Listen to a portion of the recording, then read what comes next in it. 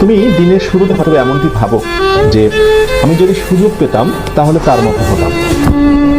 ঠিক দিনের একটু পরে দুপুরবেলা হয়তোবা তোমার মনটা ভেঙে যায়।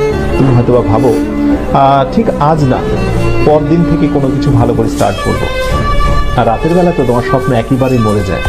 কিন্তু আমি তোমাকে যে কথাটি বলতে চাই, দেখো, স্বপ্ন তো সবাই দেখে, কিন্তু ব্যর্থ হয় একটি কারণে, স্বপ্নকে লালন করতে পারে না। মনে রেখো, স্বপ্ন দেখা অনেক সহজ, স্বপ্নকে লালন করা অনেক বেশি কঠিন। স্বপ্নকে টিকিয়ে রাখতে হয়। একটি ফুল গাছে যেমন পানি না দিলে ফুল গাছ থেকে ভালো কোনো ফুল পাওয়া যায় না, ফুল গাছটা নিস্তেজ এবং মারা যায়, স্বপ্ন ঠিক তেমন। স্বপ্নেরও প্রাণ রয়েছে। স্বপ্নকে বাঁচিয়ে রাখতে হবে প্রচেষ্টা, আন্তরিকতা এবং ভালোবাসা দিয়ে। উদ্যোগ নাও, প্রচুর পরিমাণে পরিশ্রমী হও, চোখের ঘুমকে বিদায় দিয়ে দাও। প্রতিদিন 6 ঘন্টার উপরে ঘুমিও না। খুব কাজ ছাড়া অকাজে গোসিপিং করো না। নিজেকে নিয়ে একটু সময় দাও।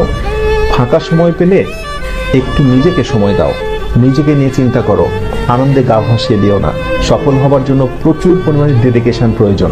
মনে রেখো, যারা সাফল্যের একেবারে উচ্চ অবস্থানে অবস্থান করছে, অথবা সেই স্বপ্নের মেডিকেল, ভার্সিটি, ইঞ্জিনিয়ারিং কোনো প্রতিষ্ঠানে যারা আজকে টপ র্যাঙ্কিংয়ে অবস্থান করছে, নিঃসন্দেহে তারা অনেক বেশি পরিশ্রমী ছিল। তুমি কি আমাকে একটা উপমা দেখাতে পারবে, এমন কোন স্টুডেন্টের নমুনা দেখাতে পারবে যে পরিশ্রম করেনি কিন্তু প্রচুর ভালো রেজাল্ট করেছে এবং সে অ্যাডমিশন টেস্টে বেস্ট একটা রেকর্ড করেছে? Never, impossible. সুতরাং কথা একটাই, প্রচুর পরিশ্রমী হতে হবে। পরিশ্রম করতে শেখো তোমরা, আগেই কোনো কিছু পেতে শেখো না। মানে আমি কি পাবো ভবিষ্যতে এটা আগেই ভাবার দরকার নেই। তোমার কাজ হচ্ছে পরিশ্রম করা, কারণ আল্লাহ কখনোই কারো কর্মের প্রতিফলকে নষ্ট করে না।